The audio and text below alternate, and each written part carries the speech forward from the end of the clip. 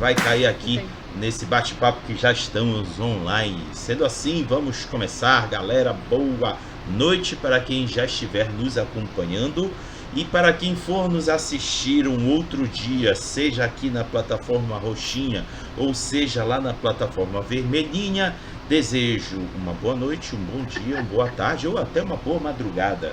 Não importa a hora que você estiver aí se aninhando, se aconchegando para nos assistir e principalmente nos escutar. A você que está sentado no chão, na cadeira, na poltrona, no sofá, na parede, no teto, tá valendo. O importante é que esteja confortável o suficiente para você acompanhar mais o RPG em Debate, que é um quadro em que eu trago gente maravilhosa para vir debater os mais variados assuntos em torno do RPG. E para hoje, a pauta é os quadrinhos no RPG, ou vice-versa. Vocês vão entender o vice-versa já, que eu vou meio que estimular essa turma a debater sobre esses vai e vens do RPG com os quadrinhos. Mas antes, deixa eu apresentar essa turma sensacional que está dividindo tela aqui comigo. E o primeiro se chama Hamilton Cabuna. Ele é quadrinista, editor-chefe da plataforma de quadrinhos e editora Totix e membro do coletivo de quadrinistas Capa Comics.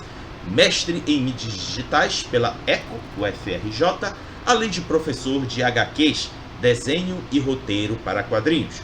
Host do podcast Quadrinhos e Narrativas e membro do podcast Perdidos na Estante. Atualmente é morador da cidade de Cascais, em Lisboa, Portugal. Olha só, cara internacional aqui no quadro. Joga e narra RPG desde 1996. Seus sistemas favoritos são GURPS e qualquer um que usa a mecânica Powered by the Apocalypse. Os projetos que está envolvido são as ilustrações do RPG Culto ao Lhu e Fantasmas dos 11 de Lissardo, do designer Rafael Peregrino Werneck, do coletivo RPG World. Pela Totix, está na produção do RPG da personagem Valkyria, pelo designer Jorge Valpassos, do coletivo Lampião Game Studio. Hamilton, diga um oi aí pra galera! Saudações quadrinhos pessoal, obrigadão Rodrigo pelo convite. Vamos aí falar sobre quadrinhos, RPGs e outras cositas mais. E só um momentinho, na Valkyria, a Thaís Linhares, nossa musa do RPG, fez uma história belíssima, o nome da história é Musa. E quem sabe a Thaís vai estar aí no RPG também, diagramando, fazendo essas coisas que designers fazem, que eu só desenho. Então é isso. Obrigadão, gente, por estar aqui e estamos aí pra gente bater um papo. É isso aí. O próximo se chama Michael Evani. Nunca vi esse cara, é a primeira vez que eu estou esbarrando com ele. Ele é cearense de Fortaleza, mora em Belém do Pará desde 2004, é auxiliar administrativo, estudante de ciências econômicas, conheceu o RPG nos anos 90, jogando D&D, Vampiro à Máscara, GURPS, Arcano e 3D&T. Tem preferência por sistemas genéricos de RPG e gosta das possibilidades que esses jogos oferecem. Que dirá os jogos aleatórios, né, Mike? Já foi colaborador do RPG Pará e atualmente está publicando contos de ficção fantástica e histórias em quadrinhos na internet. Nobre desconhecido, diga um oi pra galera. Boa noite para quem é da noite. É isso aí, muito justo. E para a próxima, que se chama Thaís Linhares, desde já fiquei assim, enlouquecido de saber quem ela é, mas vou dizer aqui agora. Especializada em direitos humanos e mestre em comunicação pela UFRJ, foi ilustradora do jogo Tagmar! É da época do Mike, viu? Não é minha, não é da minha época. Rodrigo, só um minutinho. Eu tenho o Tagmar lá em casa, primeira edição, na casa dos meus pais, aí no Brasil. Minha última campanha foi Tagmar. Hamilton. Barato. Aí, mostra aí, Mike. Mostra, Mike. Maurício. Olha essa coisa aí. Linda. Pois é. Tá aí, beijão pra Lilith, pro Igor. Essa moça maravilhosa ilustrou aí Tagmar. Sensacional. Mas vamos continuando aqui. Ela ilustrou, né, Dagmar, primeira edição e seus módulos. E no jogo Desafio dos Bandeirantes, galera. Quem é que lembra dessa época? Pois é, no módulo Lendas, Folclore Nacional. Dentre suas premiações e reconhecimento por seu trabalho, destaque o do SEC RJ, Rio de Janeiro, de roteiro de longa e o Jabuti e o catálogo White Heavens da Biblioteca de Munique.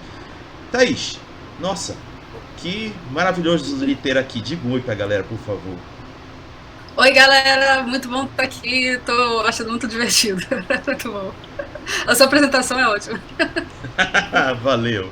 Sendo assim, os três devidamente apresentados, deixa eu explicar aqui pra galera por que eu pensei essa temática.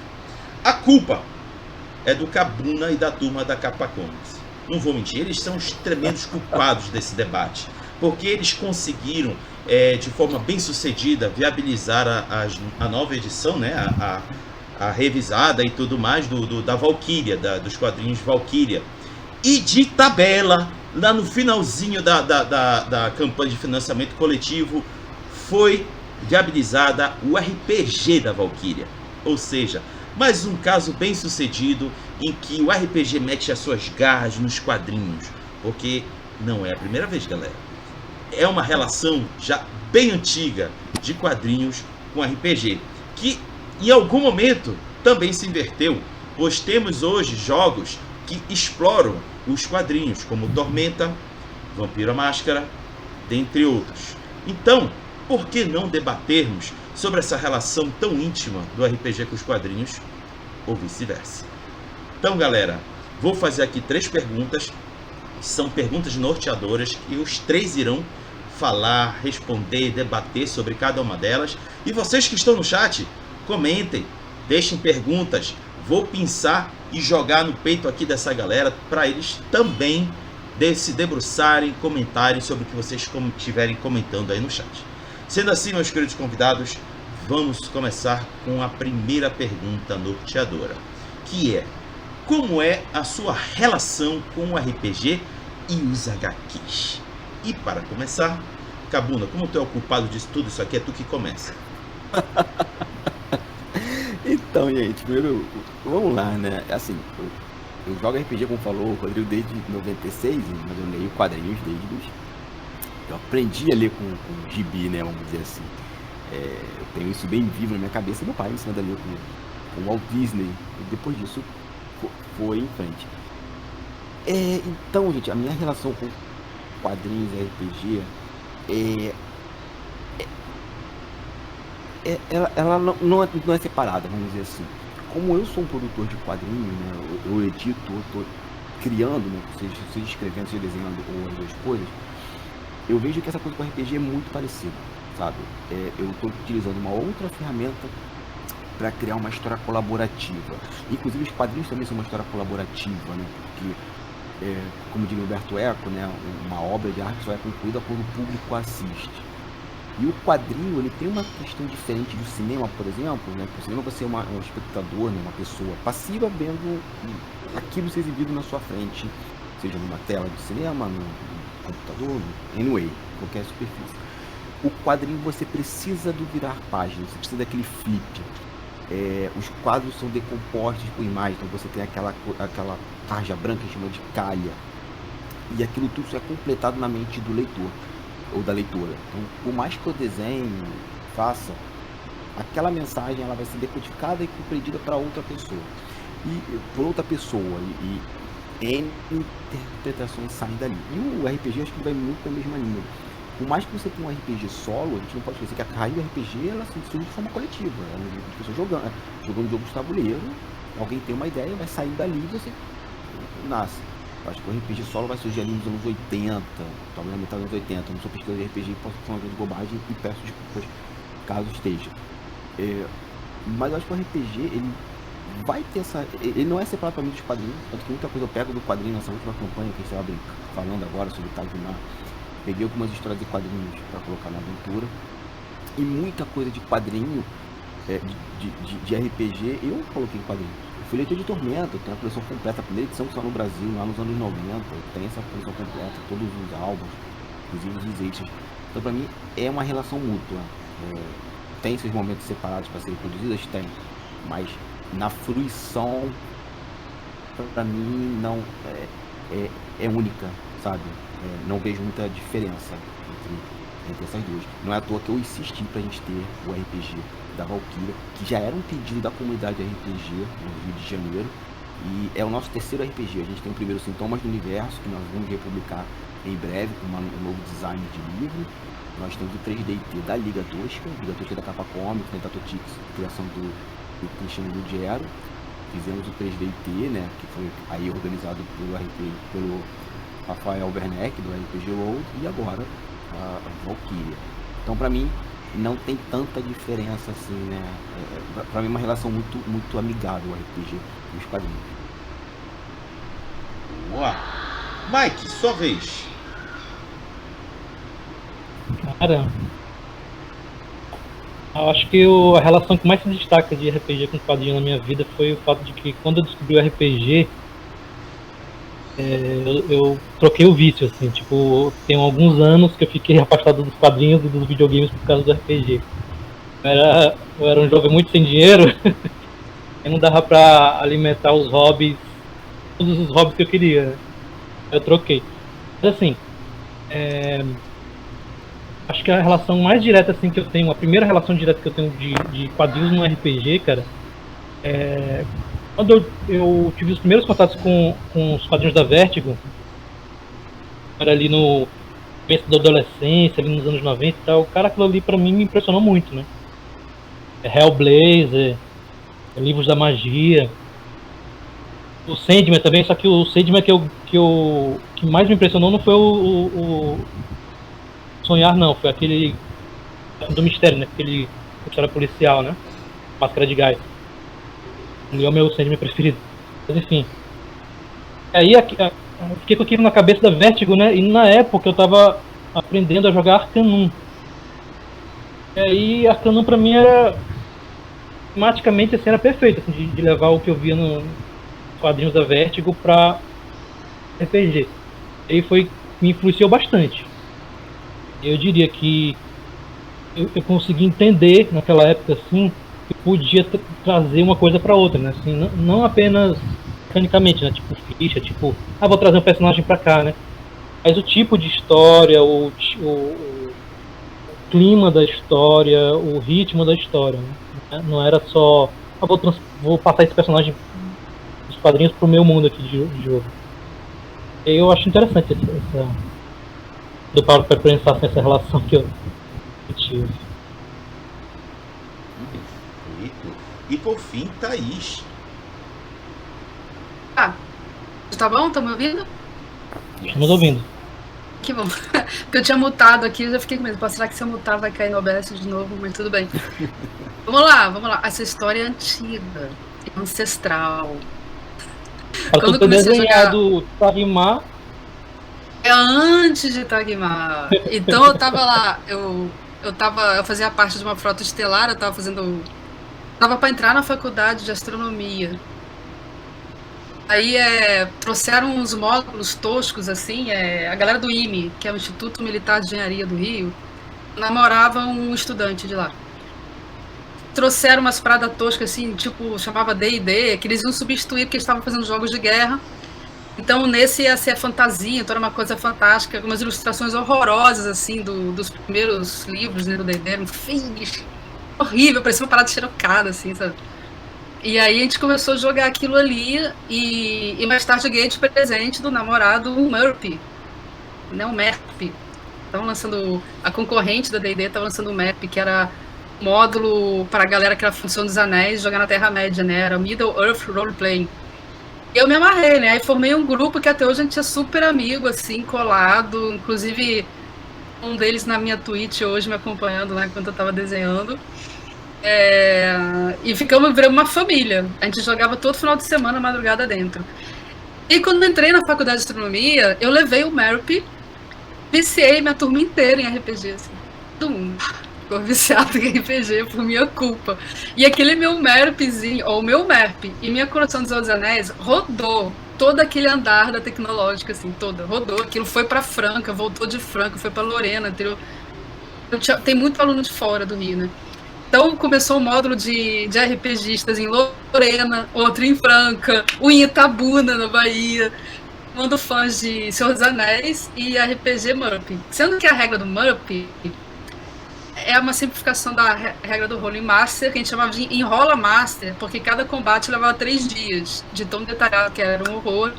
Eu jogava D&D, odiava Rolling Master, e os super nerds preciosistas amavam o Rolling Master.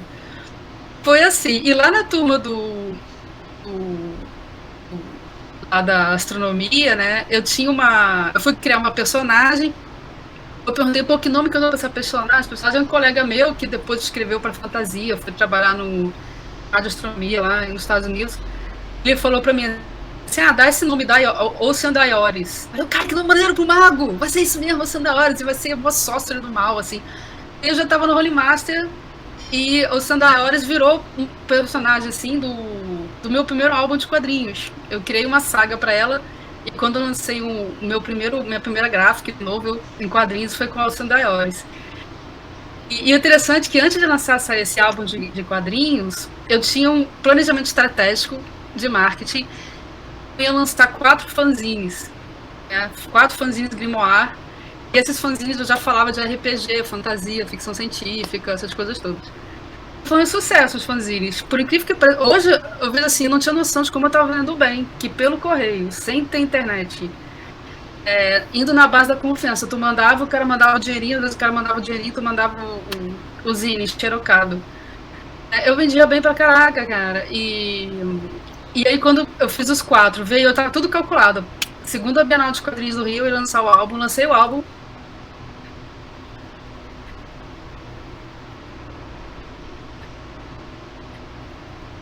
Eu lembro de encontrar o Shimamoto, o Sienkiewicz, conheci o Liberatori, cara, do Han Xerox lá, o cara todo sedutor, assim.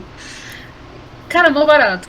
Então tava tudo muito ligado. O primeiro álbum era, na verdade, os personagens do... E eu lembro que eu fiz 2 histórias, eu tinha feito uma história enorme, com vários capítulos, porque eu tinha sido chamado para lançar uma revista que ia chamar Brainstorm, que eram os alunos do ensino técnico do Senai, porque eu já tinha largado a astronomia, tinha ido pro Senai, fazer artes gráficas.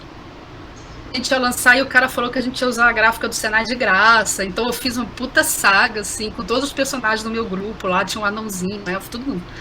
Aí eu toda feliz com aquilo. No fim era tudo mentira. Era um Zé Garganto, cara. E não tinha nada, nenhuma permissão. O Senai falou, não, a gente nunca permitiu usar a gráfica aqui. Tipo, foda-se, não vai ter, não. Eu, caralho, não acredito, cara. Eu tinha feito aquela saga. Aí nessa época eu tava com outro namorado, que era um gráfico, e aí eu virei pra ele assim, quer saber, vamos fazer uma revista nossa, vamos fazer uma revista nossa. Aí eu bolei todo esse esquema que eu falei, dos zines, do coisa. Eu tive que refazer a história pra sair numa gráfica nova só. Não podia mais lançar aquela saga. Eu tinha feito cards colecionáveis dos personagens, das histórias da galera, um monte de coisa. E aí foi assim, a primeira relação com quadrinhos.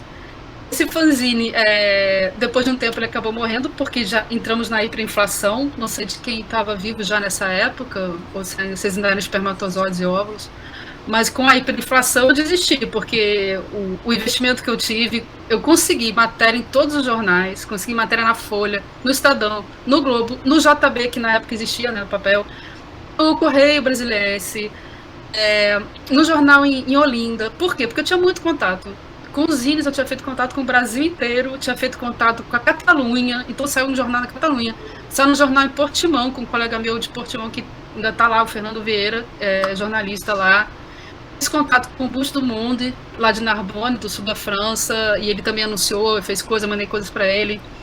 Inclusive eu fiquei na casa dele ano passado, na casa desse editor do Busto, o Eduardo. Então, assim, consegui tudo. E aí, o que acontecia? Os lojistas se recusavam, assim. Eu lembro que eu deixei com um lojista, e vendeu tudo, e falou, eu vendi tudo, foi sucesso. Aí eu, tá bom, cadê o dinheiro? Aí ele sumiu e não atendia mais nada, assim. Era um cara, de onde ele era daquela cidade de Maringá, acho que era Maringá, que ele nunca me pagou, cara. Ele nunca me pagou, eu tinha mandado um pacotão, né, e ele nunca me pagou. O cara uma loja na Tijuca, aqui no Rio, mesma coisa, ele vendeu tudo e ele ficava enrolando. Quando eu chegava, fulano saiu de férias. O problema é que o fulano sai de férias significava que se ele demorasse um mês para me pagar, eu perdia 90% do valor. Era a inflação da época, 90%, uma coisa louca. Não tô brincando, era 90%. Hoje vocês não têm noção o que é isso. O negócio valia 10 e quando você vai pegar o dinheiro, você recebe 1. É tipo isso. E também distribuição pelo jornal Dia, mesma merda. O cara levou mais de um mês para me pagar. E eu lembro que tudo eu calculava em dólar. Então eu sabia exatamente quanto eu tava perdendo. Um dia de atraso eu sabia quanto eu tava perdendo, porque eu tinha calculado em dólar. Eu sabia, eu falava, eu faço negócio contigo, mas você não pode atrasar meu pagamento. Porque se você atrasar o pagamento, eu perco tudo. Eu tive que parar, não tinha como. O meu dinheiro era limitado, era poupancinha que eu tinha feito por séculos, da vendinha dos fanzines. Não tinha como reinvestir. E aí morreu a ideia. Infelizmente, fui ganhar dinheiro sendo ilustradora de livro de foto juvenil. Né? Foi o que me sustentou por décadas, por séculos. Com a internet eu pude voltar com o fanzine. Então eu tenho no Face agora e no Blogspot o Zine Grimoire, né? @Zine Grimoire. Tá tanto no Face quanto no Blogspot. E comecei a republicar coisas lá, coisas antigas, coisas novas. O fanzine começou a crescer. Aí deu preguiça. Eu comecei a fazer só repostagens, que fazia sucesso também. A galera caía gargalhada, gostava das repostagens. Então eu continuo usando ele como divulgação. Eu tenho a página principal, a Thais Linhares, no Face. Eu tenho a Twitch. Nessa Twitch eu tô voltando pro RPG Quadrinhos. Eu fiz as páginas da HQ da Musa nessa Twitch. Eu fui fazendo todas elas. Fazia uma live, fazia 2 páginas. Na live seguinte fazia mais 2 páginas. E assim ainda. Provavelmente, se eu for fazer ilustrações, né? Eu acho que o Cabo não me direcionou para alguma coisa ainda, além do design do projeto. Eu vou fazer também live. Estou fazendo agora os personagens do Ludocênicos. Essa outra relação com RPG Quadrinhos. Eu sempre gostei de contação de história, de faz de conta. O sujo RPG, eu pensei, que bom, eu posso crescer e continuar brincando de faz de conta. Muito bom, e ninguém vai falar nada, uma boca. Eu já tinha feito teatro, e no teatro minha principal função era roteirista. Eu não era que brigava para ser estrela, mas eu adorava representar também os papéis. Então eu achei, beleza, tô no teatro de novo. E Ludocênicos, quando me chamaram, me viram na Twitch, me viram falando merda na Twitch e falaram, cara, você é boa pra participar desse grupo de RPG, tá? Ué, na hora, vamos lá. É um grupo que a gente vai fazer, vai representar nossas aventuras. Vai ter uma bossa maior do que simplesmente um bando de mané. Vai arte, enfim, vai fazer uma coisa modelo, vai ser o modelo então vai ser o Ludocênicos que vai estar no Twitch também. Hoje eu fiz o Gunner, que é o Minotauro do grupo, porque a aventura se passa no mundo de Dragonlance, que é um universo que eu adoro também, né? Acho que foi lá quando lançaram os primeiros livros, né? Eu tava lá comprando e lendo. Tá tudo entremeado. Acho que a gente, quando a coisa é boa, ela acaba ressurgindo com inflação. A inflação, foda-se. Acho que vai voltar tudo, gente. Vai ser 90% de inflação de novo. Preparem-se pra contar tudo. Eu tô contando tudo em euro agora. Conto tudo em euro. Eu marco lá quanto eu ganho, eu conto tudo. Pra ter noção do que tá acontecendo com o meu dinheiro, que senão eu tô fodida. E eu quero continuar com isso, quero continuar na Twitch e trabalhando com o Cabuna e o pessoal do Capa, que eu digo que são os heróis do quadrinho no estado do Rio. Sem eles não tinha quadrinho no Rio. Não existiria, tô falando sério. Não tinha evento, não tinha autores surgindo. E são eles de Caxias que centralizam e polarizam o quadrinho carioca. Carioca, fluminense, no caso. Fluminense. Olha, eu tenho que comentar o seguinte. Foi assim. Aí tem XP. Nossa, exatamente, Mike. Tu resumiste o que eu ia falar. É muito XP compartilhado conosco aqui pela Thaís. Thaís? Ah, legal, legal. Se alguém quiser dica de como foi, alguém que for produzir, porque por muitas vezes me chamavam, assim, quando em vários momentos da história do Brasil recente, me chamavam para eu contar a experiência que foi, o que deu certo, o que deu errado. Uma coisa que foi marcante para mim, que por mais que eu me planejasse, as coisas saíam do controle. Esse do pessoal segurar o pagamento, por exemplo. De cara, um único lojista realmente sumiu e não me pagou nunca. Esse único lojista, depois a loja pegou fogo. Eu fui. Castigo, tá vendo? Não fui eu, cara. A loja pegou fogo. Eu fiquei assim, cara, é muita coincidência, não é possível. Ao vivo, claro que tu vai dizer que não foi ele, não foi tu, né? Cara, que bizarro. Aí, e outra experiência bem negativa é que eu sabia que o gargalo da coisa era distribuição. distribuição. Se eu não tivesse distribuidor, eu tava fodida. E só existia um distribuidor forte de quadrinho RPG no Brasil, que era a Devir. E eu era amiga do Douglas e do Mauro da Devir. Então eu conversei com eles, eu falei assim, olha, eu tô lançando, bababá, preciso que vocês distribuam. É claro que a gente vai distribuir você, Thaís, que maravilha, papai, a gente te adora. Só que já tinha trabalhado em stand deles.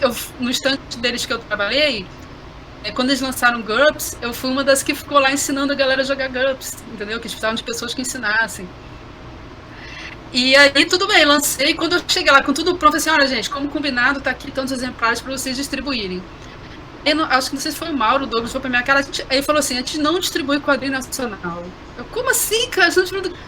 Nacional é uma merda, não vende nada, a gente não distribui, a gente encalhou aqui com os quadrinhos aqui desse cara, não vou dizer o nome, mas encalhou, nunca mais vou vender essa porra, babá, e não distribuíram. E eu fiquei com aquilo na mão, assim, que merda eu vou fazer? E daí que eu fui distribuir de loja em loja e fiquei me dando mal, né? Porque não tinha o poder que eles tinham de barganha. De botar um jornal o dia que não trabalhava com quadrinho, e os jornaleiros que não vendiam a revista devolviam ela semi-destruída. Eu perdi tipo um terço ali do que foi pra banca.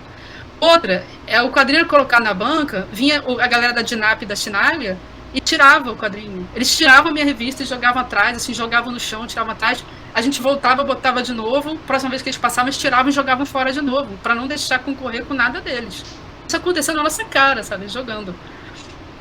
Então era o pior cenário possível por um quadrinista brasileiro existir, exatamente aquele. Quando começaram a falar, as bancas vão fechar, cara,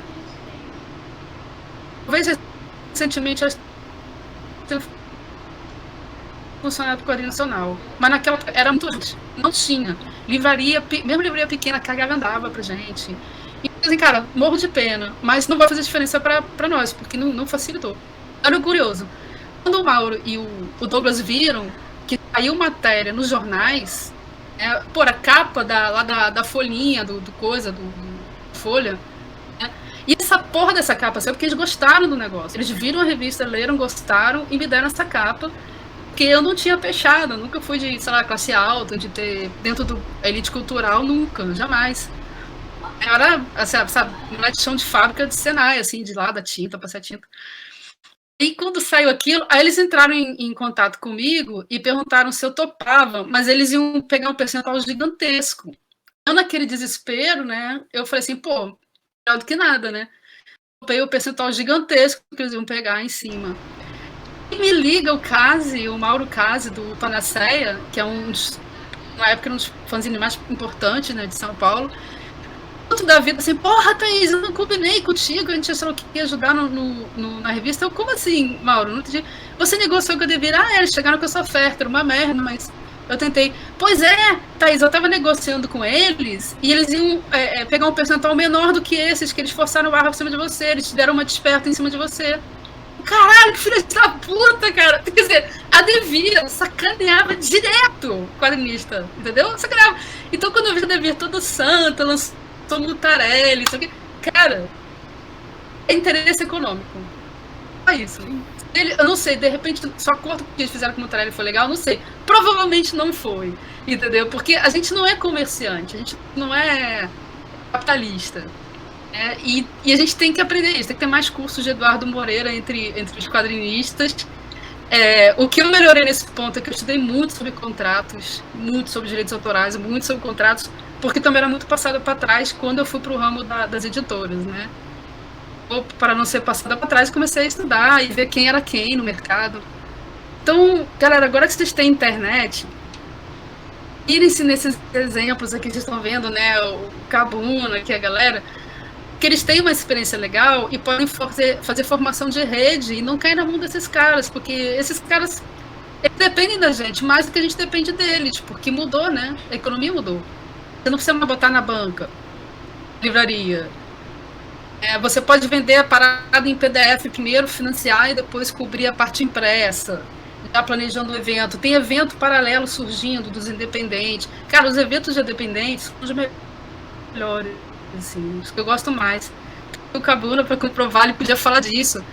A galera do Capa nunca cobrou um centavo das mesas, dos quadrinistas das mesas. Eles não cobravam um centavo da gente. Enquanto tinha evento fuleira, bundão e porão sujo, que cobrava R$600 pra montar uma mesa. Aqui eu fico assim. E você ainda dividia com a galera de brechó, sabe? Falando super bizarro, assim. É um público nada a ver que chegava. Então, cara, eu não sinto falta dessa época. Porque pra mim, hoje é um paraíso na Terra. Eu saio publicando, sai na minha cabeça, eu publico, as pessoas vêm, uma audiência 20, 30 vezes maior. Eu não sou o Felipe Neto, mas a audiência que eu tenho agora já é bem maior do que era naquela época que a gente se arrebentava, perdia dinheiro sim por nada, né? Ou era tratado como lixo. Não tinha essa. Caraca. Olha, eu fiquei assim tão empolgado com o relato dela que eu não quis nem cortar. Deixa ela falar. Eu não sei de vocês. Falando nisso, eu lembrei que a Devi tacava a arte do Mutarelli em um monte de livro de GURPS. Se você se lembra disso, vocês se lembram disso? Acho que no Império Romano tem no Império Romano, Conan, Viagem no Tempo, o Horror também tem. Horror, tem mais um. Eles Cyberpunk. estavam pagando por isso, beleza. Cyberpunk. Cyberpunk. Né? Por um lado, né? Não. Supers. Cyberpunk não, é Supers. Supers eu acho que sim. O dólar Devir também era uma bosta, não sei como é que tá agora. Era uma bosta, era muito alto. Sofrência aqui. Que nem falou assim, ele tava falando, né, a questão dos hobbies, né? Tinha que escolher um ou outro. A culpa era muito disso também, né? Tinha a inflação, tinha o dólar Devir, que era altíssimo, eles tiravam, enfim. Até entendo que seja alta a margem de lucro. Alguém que vai ter que depois reinvestir no mercado com hiperinflação acaba tendo que ser alta mesmo. Não tem jeito. Sim, perfeito. Bom, vamos avançar aqui na próxima pergunta norteadora, que é: quais são as suas expectativas para uma aventura de RPG baseado em alguma história em quadrinhos? Mike, você começa dessa vez. Para a aventura.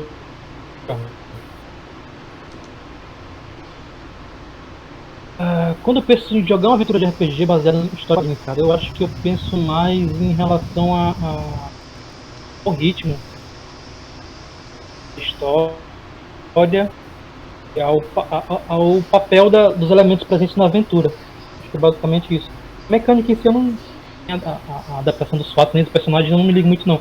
Mas a questão dessa questão do ritmo que as coisas acontecem, também dos clichês, né? A história em quadrinho tem clichês, né, cara? Não tem como. Aí, tipo, se a pessoa ficar se apegando isso aí não é real, isso não faz sentido. Cara, a gente tá contando uma história, às vezes a coisa não precisa fazer sentido, né? Eu acho que eu me pego mais aí, tipo, aí depende do tipo de história em quadrinho, né? Por exemplo, eu jogava, vou dar exemplo, né? Arcanum me influenciei muito, me inspirei muito na Vertigo, né? As histórias do Hellblazer, né? Aí eu tentava passar o clima, né? Mais do que os personagens em si. Também é uma coisa que eu acho interessante porque, por exemplo, eu também sou muito fã de Conan, né? Eu gosto bastante. É Ereboriana. Só que eu nunca botei o Conan nas histórias, assim. Sempre tentei trazer o cenário, trazer o clima e tal, mas personagem eu nunca trazia. Eu evitava, né? Vou mostrar. Eu joguei. Na época eu também joguei Universo Marvel, né? Também. GURPS. E tipo, a gente não colocava personagem conhecido, assim. Colocava as entidades, né? As organizações. Os personagens em si nunca apareciam nas nossas histórias. É sempre tipo. Eu lembro que eu cheguei a jogar a aventura que um amigo meu mostrou, que era de GURPS Supers, né? Eu jogou no universo Marvel de mutantes, né? Eu tava sendo caçado por sentinelas e tal. Uma aventura muito divertida, inclusive. A gente tava com um personagem ícone, né? Aquele tipo super forte, invulnerável e voa, né? E aí eu fui brigar, e tipo, acho que era sentinelas, não sei se alguém lembra aí que tinha um sentinelas que era do tamanho de um ser humano normal. Uhum.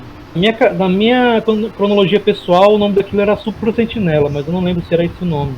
Porque era um sentinela que era do tamanho normal. Oi? É isso? Super Sentinelas, isso. E aí meu personagem teve um combate dentro de um shopping com um Super Sentinela desse daí, que foi muito divertido. E tipo, eu tava jogando GURPS, cara, tinha tudo pra dar errado.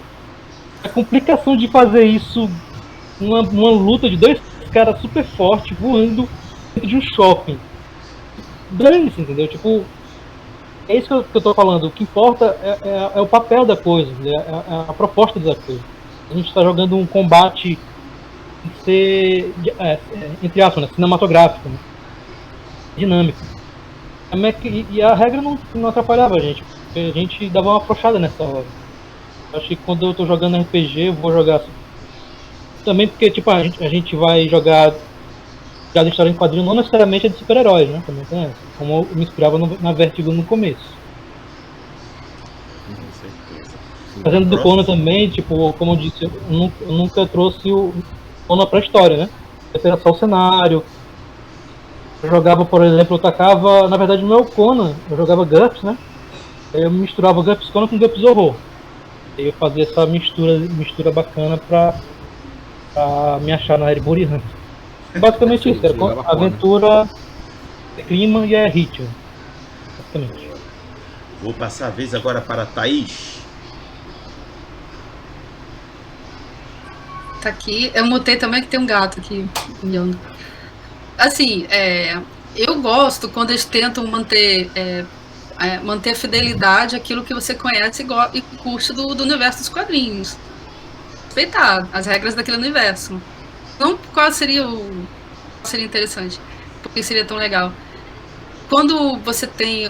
E dali talvez até poder expandir. Digo assim, estamos jogando RPG da Valkyria, criando uma aventura XYZ. Nessa aventura vai surgir alguns personagens icônicos que vão ficar marcados, que de repente se segura para jogar novamente outras aventuras, que respeitam as regras do universo.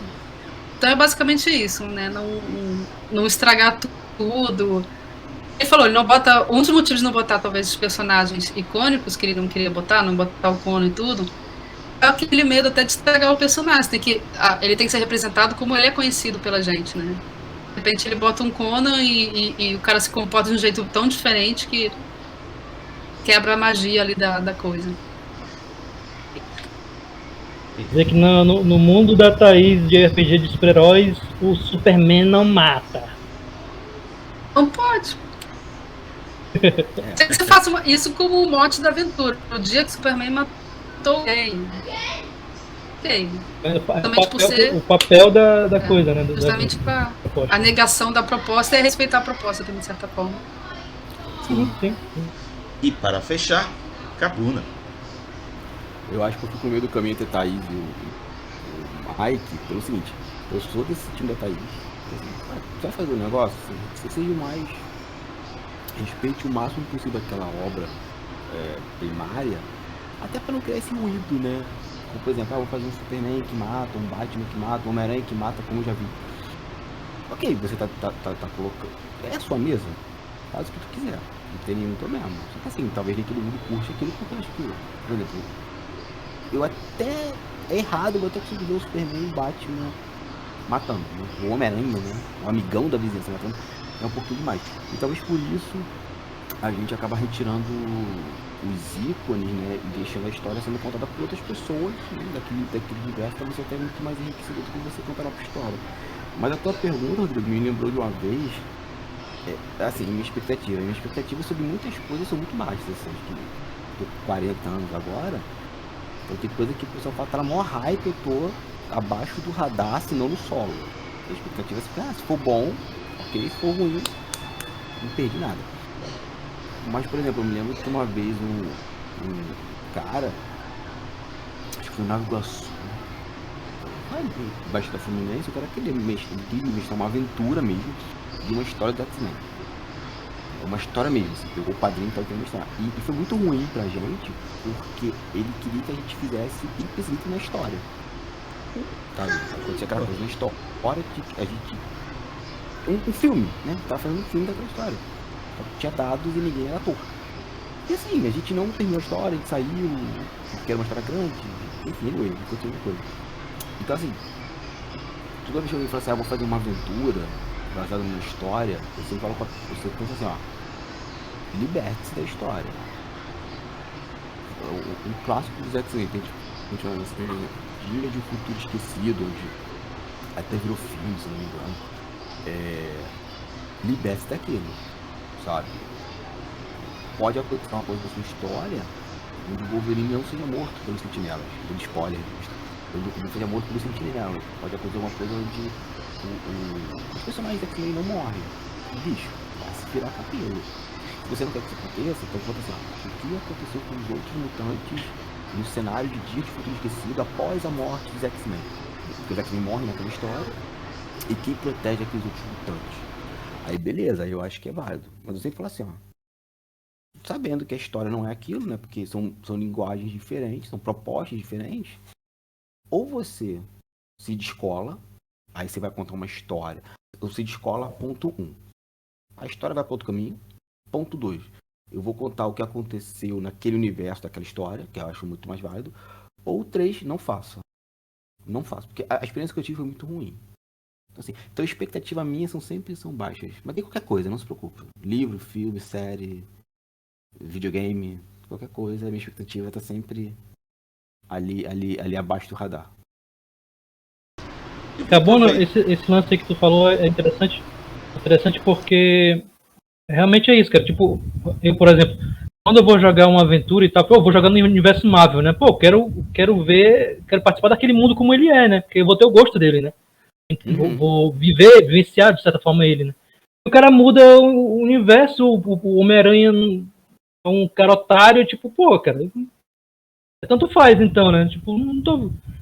É outro universo, né? Não é o que eu quero jogar, não é o que eu gosto, que eu amo, né? E tudo bem ser outro universo. Só que aí você tem que saber vender o peixe, né? Assim, ó, tô contando uma outra história onde, né? É um what if, né? Agora voltou a baila aí com o Disney Plus. O que aconteceria se o Homem-Aranha matasse? Porra, ok. Foi o que a Thaís falou. O plot da aventura é o que acontecer. O que aconteceu com o Metrópolis no dia seguinte ao fato que o Superman assassinou uma pessoa. Como, por exemplo, Superman and Lois. É isso. Tem uma parte lá da história onde o Superman mata a Lois. Quem não viu, peço desculpas, mas enfim, tem uma parada que ele mata na frente das câmeras, ao vivo. Como é que o mundo reage àquilo? E é muito maneiro. Mas por quê? É um outro universo paralelo, Superman é do mal, blá blá blá blá blá. E é maneiro. Aí tudo bem, aí eu compro o barulho. Agora não, vai ser ipsilitria amado. Só como ele é amado. Opa, como assim? O que aconteceu aqui? Aí, inclusive, chega a ser um tropo, né, de histórias em quadrinhos, esse lance de universo alternativo, né? Pode chamar assim. Você muda algum elemento principal, você diz que isso aqui é um túnel do tempo, o que aconteceria se, né? É um tropo da criação de histórias, né? O que aconteceria se dinossauros voltassem ao século XX no parque de diversões? Jurassic Park. Tropo, né? A realidade alternativa já é um tropo por si só. O GURPS tem um universo bacana pra brincar com isso aí, que era um dos infinitos, né? Infinity Worlds. Perfeito pra esse tipo de coisa, cara. Sim. Eu vou aproveitar. É uma coisa assim que meio que os três passaram bem. É a questão do cânone. Vocês estão basicamente falando do cânone de uma determinada história, seja de quadrinhos, seja de filme, seja o que for. E isso inclusive existe no RPG. A gente vê muito naqueles cenários que já são clássicos. Por exemplo, tem o cânone do Vampiro à Máscara, ou do Mundo das Trevas, para ampliar a coisa toda. Tem o cânone de Forgotten Realms. Tem o cânone agora de Tormenta, que Tormenta já tem bastante história aí para ser explorada. E entra aquela questão, o quanto respeitar ou obedecer o que tem de cânone para diversão do jogo de RPG. Como o Cabuna falou ainda agora, a mesa é sua, você decide o que quer fazer, mas também você precisa sondar a galera que vai jogar contigo, o quanto vocês querem interferir ou seguir a linha cânone do jogo. Achei bem legal a fala dos três, mas eu vou querer que vocês falem um pouco mais especificamente disso. O respeito ao cânone de algum quadrinho ou de algum RPG que lida com quadrinhos. Mike? Sim. Como eu comentei aqui sobre a questão do universo dos quadrinhos no RPG, né? Eu mesmo acho que funciona para os cenários que a gente conhece, né? Que é Forgotten, Tormenta, que seja. Eu, pessoalmente, eu gosto de conhecer aquele mundo estabelecido. Eu vejo nos livros, eu vejo nos romances do cenário. Eu gosto de, quando eu estou explorando aquele universo, eu gosto de vivenciar aquilo. Eu, como mestre, que a maioria das vezes eu sou mestre de jogo, né? Eu gosto de passar aquilo, né? Não é que tipo, eu coloque uma tábua de pedra e tal. Mas eu gosto de ter essa experiência daquele cenário, né? Como tu tá falando, é o cânone, né? Mas assim, para quem faz diferente, eu não tenho problema, não acho que seja problema nenhum. E eu acho que assim, à medida que você joga os dados, o universo é outro. Jogou os dados, você cria para quem assistiu o Loki, tá, você cria uma daquelas ramificações ali do multiverso, entendeu? Jogou o dado, acabou. O que ficou do livro ficou para trás e agora você vai criar uma outra história. É o universo da sua mesa de jogo. Mas em relação a respeitar o cânone, eu gosto de experiência do que está estabelecido pelo jogo, pelos livros, né? Mudo pouca coisa. Vou desfazer o que tá no livro. Muitas vezes eu não faço isso. Eu não costumo fazer isso. Eu não me oponho a quem faça, não. Só não gosto da experiência. Assim, se eu vou jogar Forgotten e o cara joga um meteoro em Cormi, aí tipo. Eu não vou jogar Forgotten, cara. Vou jogar outra coisa. Bota outra coisa pra jogar aí. Eu disse que ia ter o cenário e tal, pessoal. Não tem problema. Enfim, eu acho que é isso. Thaís. Tá mutado. Tá mudo. Eu concordo com ele. É como você pedir. Você pede de presente um bonequinho do Homem-Aranha e o cara traz uma tosqueira que pintou por cima de sei lá, vende ali no Shop Show. Tipo isso, eu fiquei decepcionado, né? Pô, boneco do Deadpool. Aqui no mercado tem o Papai Noel que eles só mudam a parte de fora, vira o Coelho da Páscoa, e muda a parte de fora, vira... Caraca. Tá aí. Não dá, cara. Corta o barato da gente, com certeza. O cara não tá com preguiça de estudar o universo, então não diz que vai fazer, né? Sim, não, só um amigo meu pediu uma ex-namorada um Homem-Aranha. O Homem-Aranha é o Peter Parker comum e tal, bonequinho, uma coisa.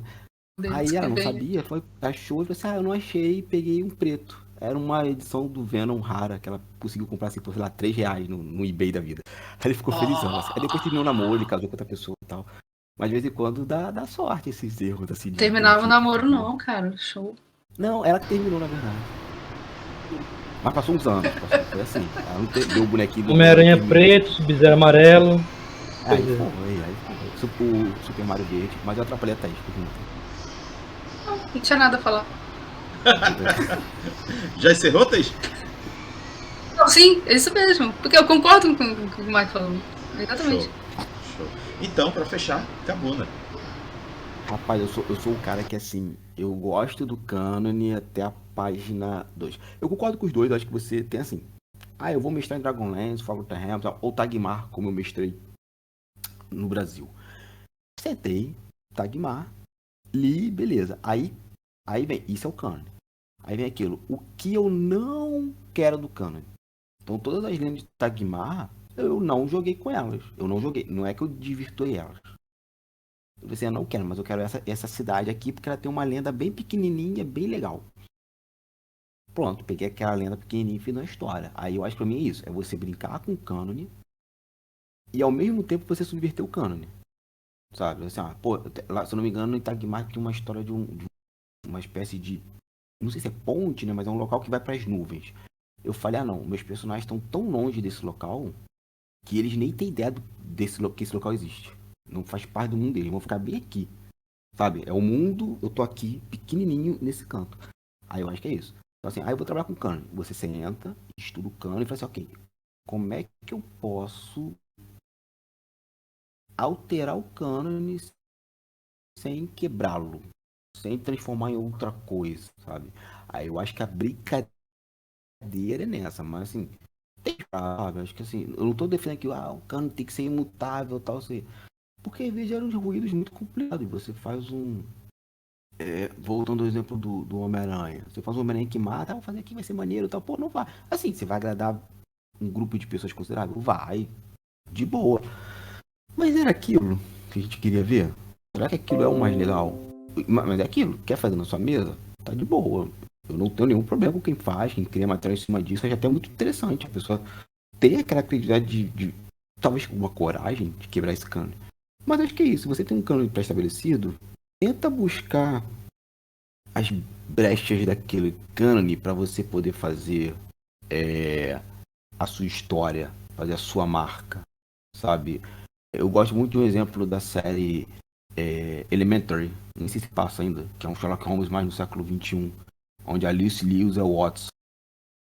E é muito maneiro, porque assim, o cara pegou o conceito do cânone, assim, ó, Sherlock Holmes é isso, Watson médico, ó, como é que seria um Watson mulher, Watson século XXI, um Watson oriental, como é que é um Watson que tem um pai, ó, o cânone tá ali, tanto que eu vi as histórias, eu reconheci as histórias, eu vi a série, reconheci as histórias básicas, os elementos e tal.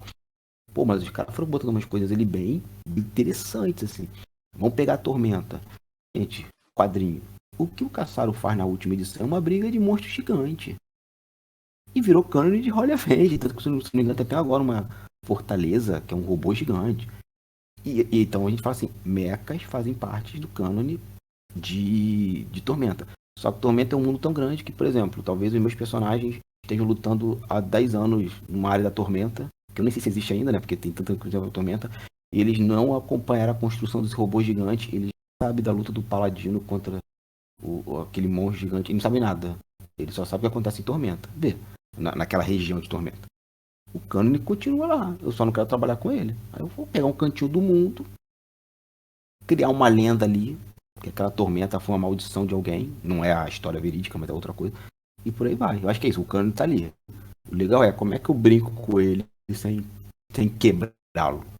Sem transformá-lo em Quebrar cânone é destruir expectativa de cara, né? E destruir expectativa é fatal, né? Ou você é muito bom fatal pra quebrar expectativa, ou você é um Hitchcock, como ele fez com Psicose, que ele quebra todo mundo quando ele mata a personagem.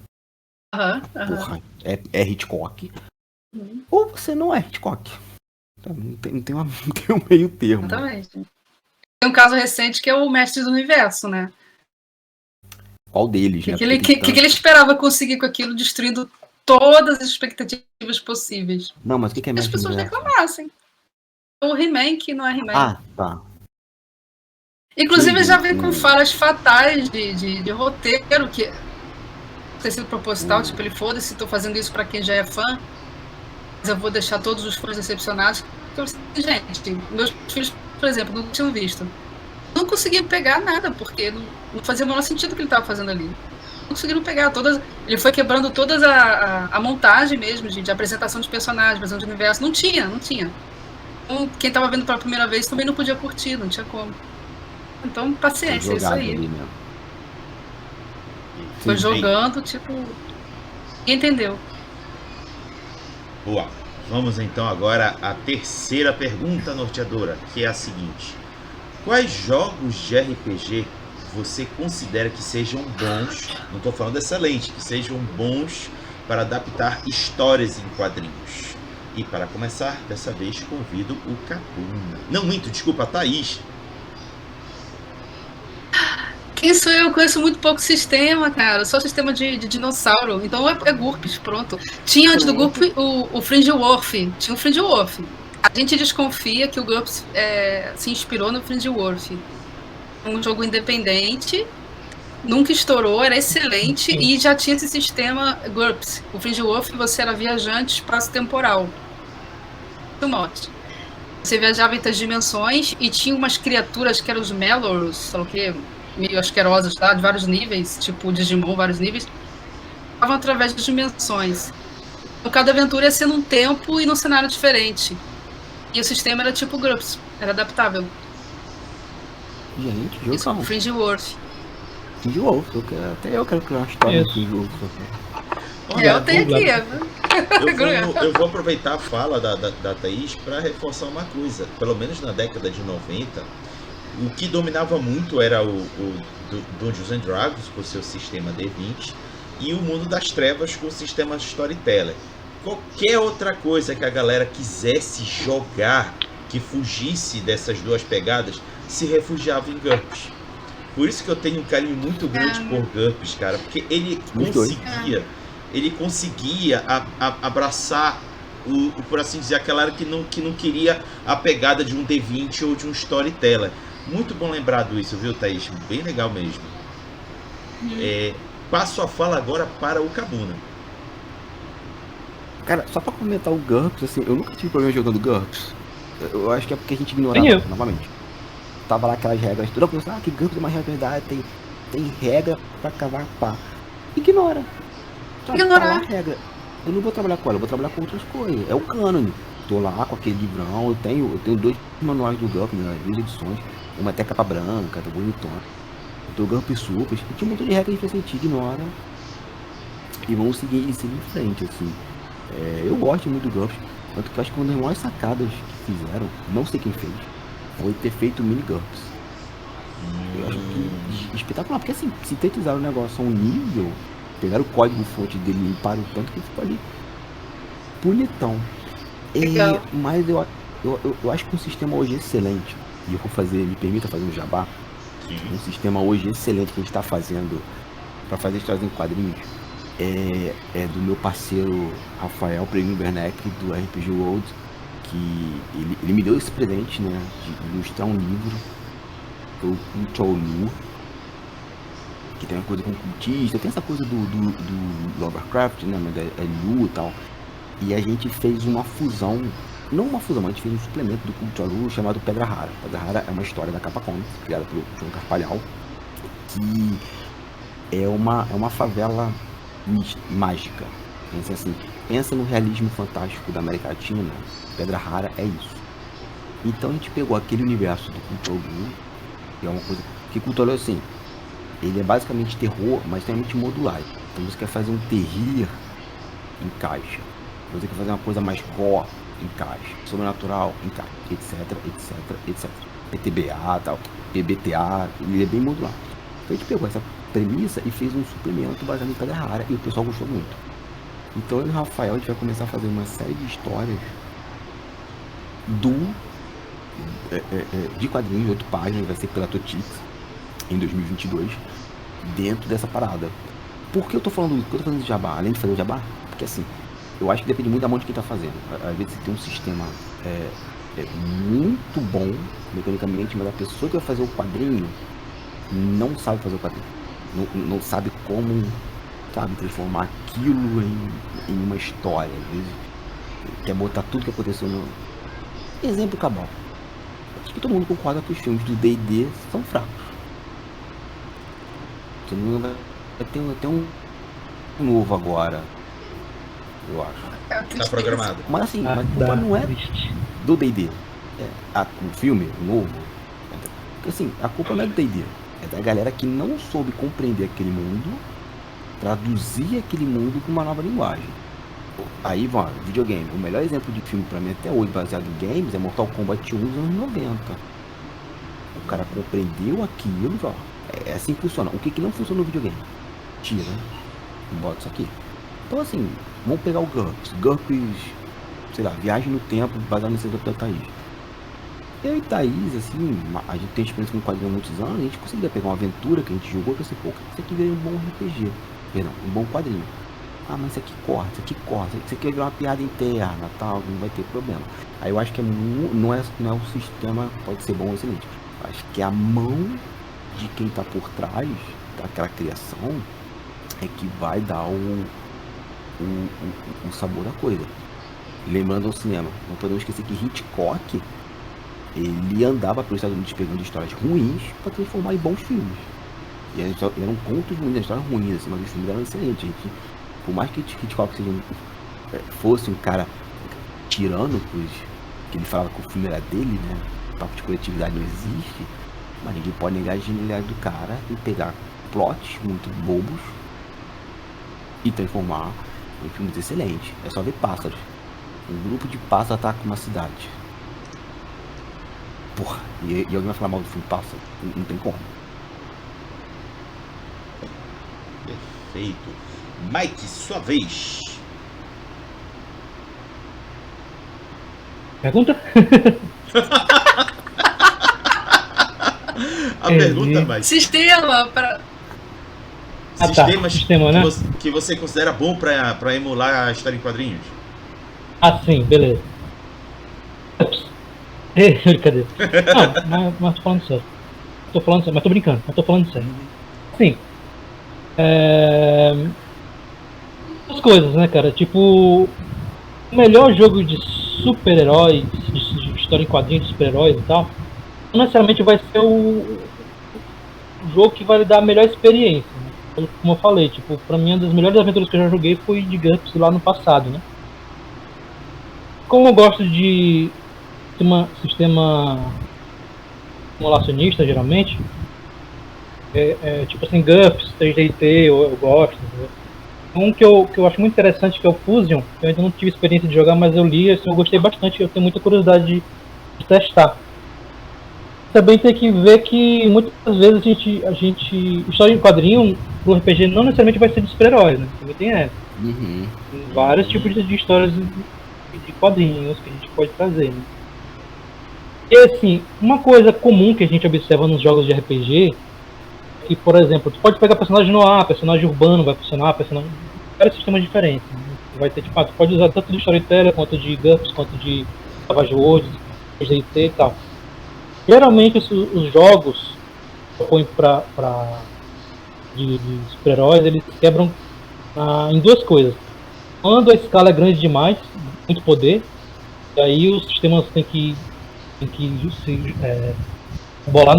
virar nos 30 ali, né, pra saber lidar, e com personagens em diferença de poder muito alta. Aí às vezes o sistema quebra um pouco e não sabe lidar com isso. Tanto que, pela minha memória aqui, puxando, os jogos que mais assim, lidaram bem, pelo que eu peguei das críticas, né, é aquele do Marvel da TSR. Eu acho que era da TSR na época que usava o sistema Saga, né? Eu, pelo menos, o li dele era bem elogiado, né? Porque ele deixa de ser simulacionista, né? Ele usa umas cartas e tal, e o que importa é o papel do poder, né? Como o poder vai influenciar na história, não necessariamente a escala numérica da coisa, né? O valor, a coisa mecânica. E também, por coincidência, outro jogo da Marvel, foi aquele da Marvel Heroic Roleplay, né? Da Margaret Weis. Também tem esse mesmo lance. O que importa é o papel do poder na história, não importa a mecânica, né? E tipo, ele interessa mais como se o personagem age sozinho, ou em dupla, ou em grupo. Aí tem os dados que você coloca assim, mas tanto faz se ele usa uma rajada ou usa um soco. Não interessa muito a mecânica da coisa, mas o papel, né? O que ele quer fazer com aquilo, né?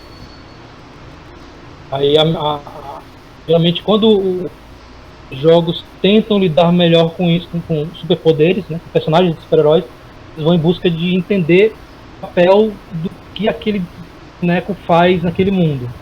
Mais do que tipo, eu sei escalar, aí eu sei escalar mais do que eu sei correr, aí eu sei, sei lá, jogar bola, soltar pipa. Não interessa, entendeu? Tipo, o Peter Parker, ele é cientista e tira foto e acabou. Não interessa que ele faz outras perícias para que ele deva ter. É o papel dele na história, só isso. E os poderes dele, o que vai afetar na história? Não interessa as perícias, cada uma perícia contando tudo que ele faz, que ele aprendeu na vida e blá blá blá. Às vezes Mike, Mas... pode continuar, desculpa. Eu ia encerrar, mas pode falar. Tá. Eu vou levantar essa questão que tu falaste da diferença de possibilidades que determinados personagens podem ter, e o quanto os sistemas têm que se virar nos 30 para tentar viabilizar esses personagens. Isso é muito mais comum a gente observar nos jogos que tentam explorar os super-heróis. Por exemplo, tu tem no mesmo grupo de jogadores um personagem estilo Hulk e no outro um personagem estilo Demolidor. A diferença entre eles é brutal. Como conseguir casar dois personagens com habilidades tão distintas num jogo que o protagonismo não fique só no Hulk e o Demolidor fique só de coadjuvante. É difícil. Aí é quando eu olho com um olhar bem carinhoso para o Powered by the Apocalypse. Porque a pegada dele, ele vai muito mais pro viés narrativo do que tentar simular poderes dentro de um jogo. E aí eu vou jogar essa pergunta para os três. O que vocês acham? Que um sistema mais narrativo, que estimule muito mais aos efeitos na história do que os efeitos mecânicos, seria melhor para tentar emular quadrinhos em um jogo de RPG? A começar pela Thaís.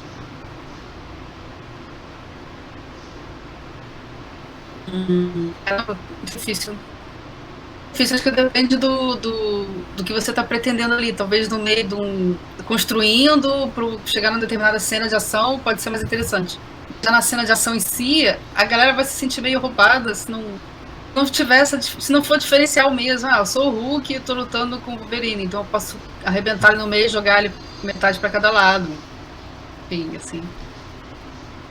E aí seria interessante, cada lado se regenera, não sei.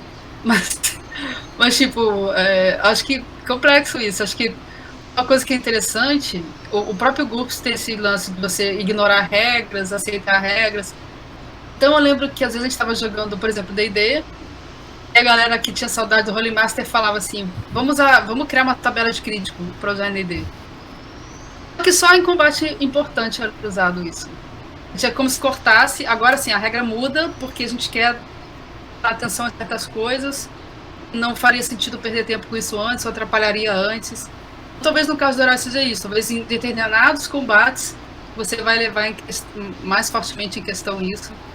É como ter a tabela de crítico no meio de um sinal de D&D, assim, no meio de uma regra de D&D. Perfeito. Cabuna! Cara, eu acho que sim, os jogos narrativos são melhores para isso, justamente porque eles são narrativos, né? Acho que os jogos que usam mais dados, tá, as coisas, vai ter esse problema de desequilíbrio, que tem que ter, o que a Thaís falou, você tem um personagem que é o Hulk, né? O Demolidor, dependendo da jogada, a participação do Hulk acaba com aquela cena e ninguém mais faz nada. Acho que os jogos narrativos são melhores justamente por isso, né? Porque permite que todo mundo participe também em algum momento, sabe? Todo mundo tá jogando. Quando eu mestrei em Tagmar com PBTA, a galera que veio jogar comigo foram meus alunos de desenho, né? Então, uma experiência com RPG, mas muito de dado. E quando eles viram que eles tinham liberdade para fazer algumas coisas, que a regra tava ali. A regra é mais um subterfúgio não, assim, é mais um pano de fundo do que o determinante. Eles soltaram mais. Então eles começaram a participar mais da mesa e tal. Inclusive, as disparidades de poderes não afetavam. Porque a galera, todo mundo participava em algum momento, todo mundo tinha algum momento pra brilhar. E eu acho que os jogos narrativos permitem isso.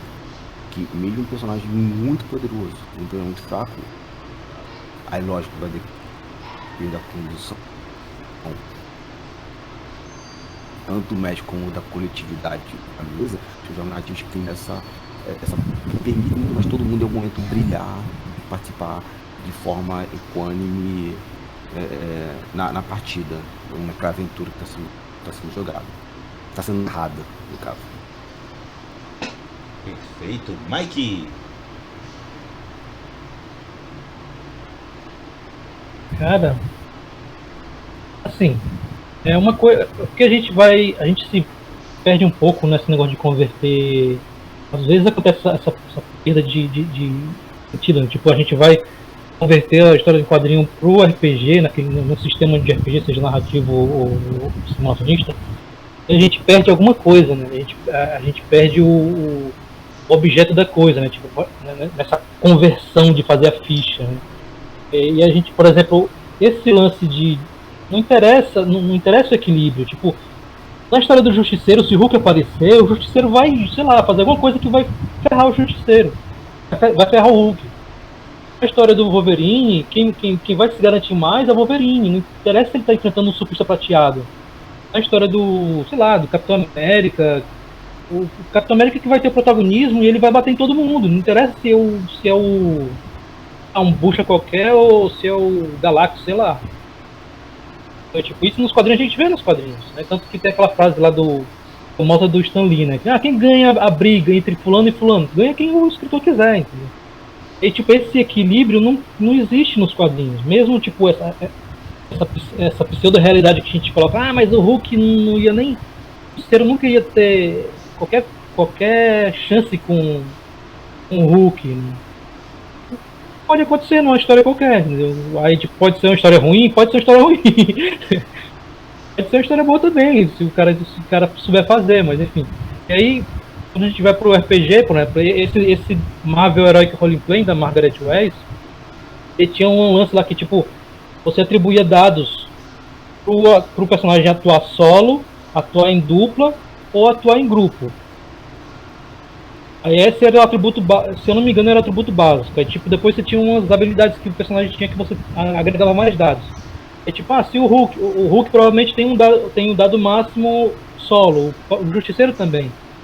Quando chega na história, tipo, não interessa, o cara vai vou jogar um lança-foguete no Hulk. Né?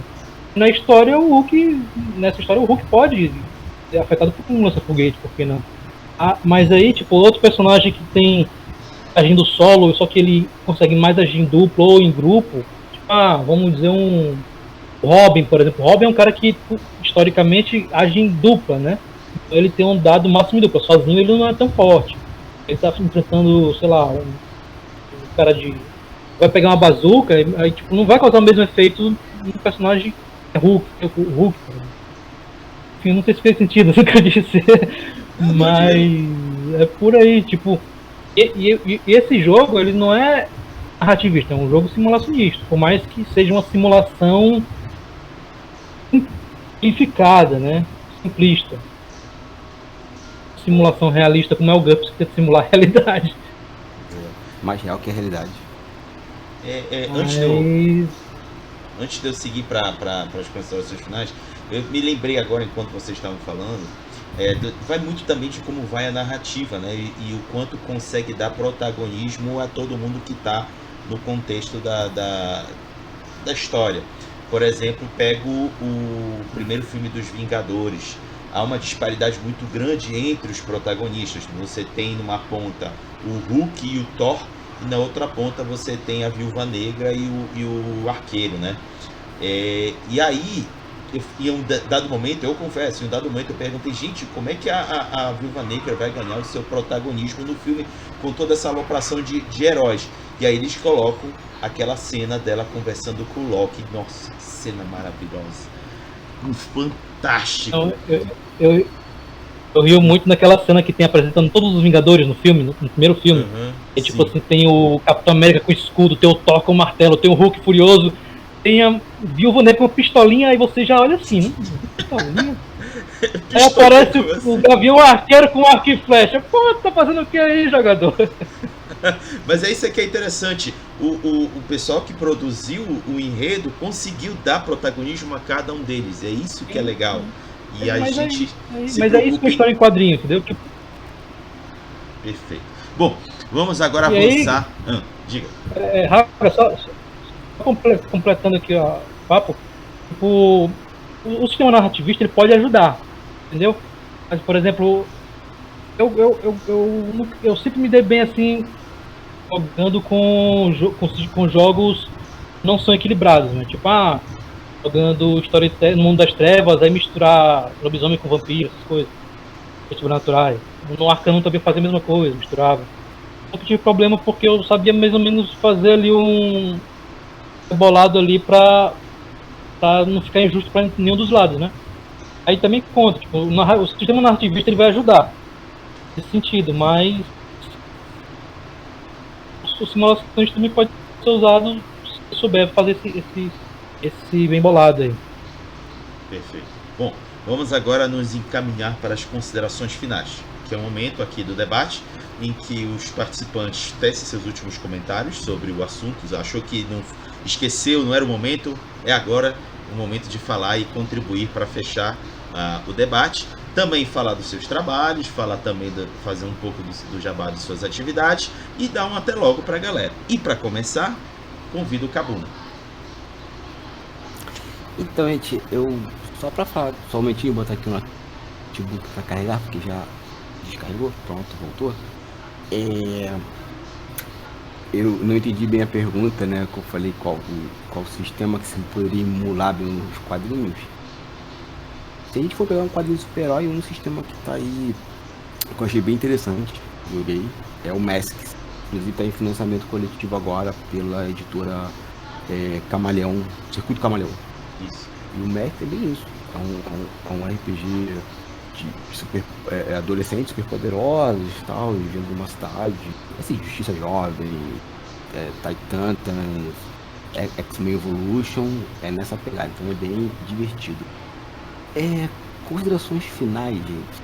Cara, é isso, acho que tem um universo de coisas pra vocês explorarem, tanto nos quadrinhos como RPG, como o Mike falou bem, quadrinhos não é só super-heróis, tem muitas outras coisas. Eu particularmente acredito que o quadrinho nacional a gente está muito bem obrigado, a gente ainda não é um mercado, porque como diz a minha amiga Andréia, da editora Circuito Camaleão, mercado não é feito por pessoas, é sempre por empresas. A gente tem uma cena sendo construída por pessoas, mas que eu acho que nos próximos 10 anos a gente vai ter algo bem mais consolidado, algumas barreiras estão sendo quebradas. Por mais que a gente esteja no Brasil assim, bem complicado, a gente vai passar por isso. É história cíclica, vai passar por isso, espero que a gente aprenda dessa vez. Então assim, querem experimentar quadrinhos? Querem pegar quadrinhos e pegar RPG por cima de vocês? Então explore um pouco dos quadrinhos independentes nacionais. A gente, eu estou mudando inclusive algumas diretrizes da Totix para os próximos trabalhos terem, a gente poder transformar em suplementos de RPG, porque eu cresci jogando RPG numa época da Dragão Brasil, que tinha muito, GURPS era o principal, né, mas eles faziam suplementos de várias aventuras de quadrinhos em GURPS. E não só GURPS, mas eu me lembro de uma vez que eles pegaram o Gotham City e transformaram no cenário medieval de D&D. Eu acho que eles pegaram um pouquinho de Ravenloft também. E é isso, assim, o sistema tá aí. Mas se você quer sair um pouco de Marvel, DC, super-heróis, dá uma olhada no quadrinho independente nacional, tem muita coisa sendo produzida, muito material que dá pra transformar em RPG e você vê boas aventuras ali dentro. Só de cabeça assim, eu posso lembrar de duas produções, né? O Legião das Sombras, da Stephanie Magalhães, é uma quadrinista mora em Brasília, e é um cenário de, conhece, né? De terror urbano, assim, com lobisomem, folclore nacional, pô, cai completamente num sistema mais sombrio, como Storyteller, Arcano, nem sei se Arcano existe mais, mas por exemplo o Cholu.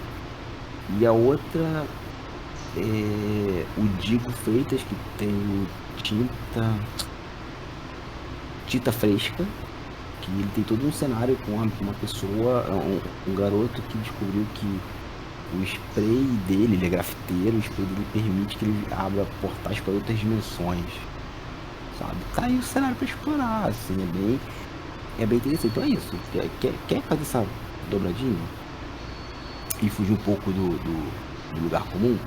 Explore o quadrinho independente nacional. Como é que você acha, gente? Aí redes sociais, dá uma olhada no Catarse, canais no YouTube tem poucos, né? Talvez o Rafa Pinheiro tem o canal dele aqui, quadrinhos. A Thaís já tem postando alguma coisa, tem meu podcast, né? Já fazendo jabá, quadrinhos narrativas, dentro da plataforma turnolivre.com. Eu falo sempre sobre quadrinhos independentes nacionais. Tem o meu perfil no Instagram, que é Cabuna com K, Hamilton, Instagram, o meu blog, hamiltoncabuna.wordpress.com, a Capa Comics, capacomics.com.br, e a minha plataforma Totix, né, que por enquanto é uma atividade de um homem só, que é totix.com.br, tá lá, muitas coisas nacionais, você pode pegar aquilo, consumir, comprar, dá pra ler muito material de graça, inclusive pela internet, online em RPGs que você se divertir por aí. E também dá uma moral pro RPG brasileiro, que eu acho que é bem legal, bem legal. Mike, sua vez. Bom, a Bruna me falou, eu me lembrei de uma parada. Gotham City tem um suplemento, não me engano, do RPG Opera que tem na internet. Então, quem tiver interesse em usar Gotham City no seu jogo de RPG, tem um manualzinho do jogo Opera, jogado na internet não sei onde, procura, acha. E tem um manual muito interessante de Gotham City, tem a cidade, os bairros de Gotham City e tal, é bem interessante pra quem tiver curiosidade. Mike, o Opera é aquele cinema nacional, Observadores isso. Perdidos em Realidades Alternativas? É isso mesmo. Procura na internet, tem um muito bom, cara, um finalzinho de Gotham City. Eu também lembrei que a Marvel tá lançando o RPG da Marvel em breve. Se procurar, já tem uma introdução do jogo. Eu não entendi bem, eu acho que é a própria Marvel que tá lançando. Porque eu não vi outra editora de RPG conhecida no nome do livro. Só a etiqueta lá da Marvel, então não sei. Eu tenho um blog de RPG só que eu coloco só minhas experiências jogando, né? As partidas de jogo e tal, os meus desenhinhos, personagem e tal. As crônicas aleatórias.blogspot.com. Eu tenho um conto também de ficção fantástica no blog gigantesmoinhosdevento.blogspot.com, e minha arroba é @MikeEvany nas redes sociais que importam. Bebam água, para Bolsonaro, e é isso aí. É isso aí. E pra fechar, Thaís. Então, reforçando aqui a Totix, tem coisa minha lá já na Totix, e quanto mais a Totix crescer e for, a questão da formação de rede é importante, divulguem, por favor, porque é o grande potencial atual de uma plataforma de distribuição, divulgação de quadrinho nacional é a Totix. Estrategicamente com um editor em Lisboa, não, em Cascais, né? Em Cascais. Estrategicamente colocado aí já para divulgar nos eventos, né? Invadir a Europa, da Baixada para o mundo, né? Os quadrinhos nacionais. E no Face tem uma coisa interessante que chama Grupo de Estudos de Quadrinhos. Então, é um grupo público, você pode pedir para se inscrever, eu vou lá e vejo quem está pedindo a inscrição, para não deixar entrar bot, essas coisas. Gente que não tem nada a ver com o assunto. Então, a gente chama Estudos de Quadrinhos. Você bota lá, procura esse grupo chamado Estudos de Quadrinhos, somos nós. Surgiu quando a gente estava na Maison de France, que é o consulado aqui do Rio, que tem uma Mediatek com quadrinhos maravilhosos, que é um paraíso. A gente começou a formar esse grupo de estudos lá na Mediatek. Eles emprestavam para a gente a sala de reunião. E dos 100 e poucos... A gente começou com 4 pessoas falando disso, abrimos na internet, mais de 100 pessoas se inscreveram. E aqueles que estavam no Rio e com disposição de ir nas reuniões iam um sábado por mês na Mediatek. Lá a gente se reúne. E com a pandemia a gente continuou se comentando online. E lá nesse grupo de estudos eu posto tudo o que está acontecendo. O Rafa Pinheiro lançou uma parada, eu boto lá. O Quadrinhos na Sarjeta eu boto lá. Quadrinhos narrativas eu boto lá. Totix eu boto lá. Eu fico fazendo a minha parte nessa divulgação e torcendo para que as pessoas entendam o que é para elas fazerem também nas suas redes. Põe muita coisa de quadrinho estrangeiro que pinta lá legal. Eu tô com muito contato com a galera na França, Portugal. Então, tá acontecendo isso aqui em Portugal, tá acontecendo isso aqui na França. Tem um concurso de cartoon do Irã, tá? E vou botando lá, né? E juntei ali também os meus alunos das oficinas que eu dei pelo Brasil afora através do SESC, da oficina de quadrinhos. Então, boto lá também os alunos e quando tem um curso eles estão no grupo e ele pode continuar o estudo. Vou postar coisa para quem está produzindo, páginas de estudos, para quem está divulgando, para quem está lançando um catarse também. E as pessoas entram lá e colocam, fazem suas postagens. Eu recomendo que as pessoas entrem nesse grupo. E eu tento fazer muito seletivo esse grupo. Ele é diferente, por exemplo, de grupos que a galera fica postando um monte de coisa assim aleatória, quadrinista, sei lá o que, aleatório. Não é isso. Por isso também que eu filtro muito os bots e quem não tem realmente nada a ver com o tema. Eu não deixo entrar porque a intenção nunca foi ser gigante, mas é ser um ponto em que as pessoas capturam ali a informação que estão precisando e repassem a sua. Esse era o mote do grupo de estudos. A gente era um grupo que a gente chamava que era anarquista. Você ensina o que tem a quem pede e aprende o que precisa com quem quiser dar. A gente sentava na mesa La Maison e pegando na gibiteca os volumes, jogava na mesa e quem precisava de reforço em roteiro pedia quem era mais experiente para ensinar o roteiro. Quem precisasse em anatomia. E isso era o que acontecia. Todo mundo era professor e aluno ao mesmo tempo ali. Essa é que é a ideia do grupo de estudos de quadrinhos. É isso aí. E Totix, por favor. Totix. Tem quadrinho na Totix também, hein? Sim, o Mike também tem. Se puder entrar na minha Twitch, mendigando, hein? Por favor, entre na minha Twitch. Eu tô tentando entrar sempre à noite, tipo, 9 horas, eu tô entrando até meia-noite, segunda, quarta e sexta, porque eu preciso virar affiliate. Eu comecei recentemente, ainda não tenho um chat ativo. Eu já tenho bastante seguidor, já consegui o número mínimo de seguidores, um monte de amigo e parente entrou pra me ajudar. E aí, no chat, hoje no chat bateu 5, eu preciso de outro chat batendo 5. Galera de RPG tava lá, a galera do RPG que apareceu. Ai, que bom! É isso, pra pintar lá na minha Twitch. Tais Linhares, minha Twitch é Tais Linhares. Show! Então, estamos chegando ao fim de mais um RPG em Debate, cujo tema foi os quadrinhos no RPG, ou vice-versa. Contamos aqui com a participação de figuras ilustres como o Hamilton Cabuna, Michael Evani, Tais Linhares. Muito obrigado a vocês três por terem reservado um tempinho da vida de vocês, um domingo à noite, para falar sobre RPG, que é um assunto muito chato, né?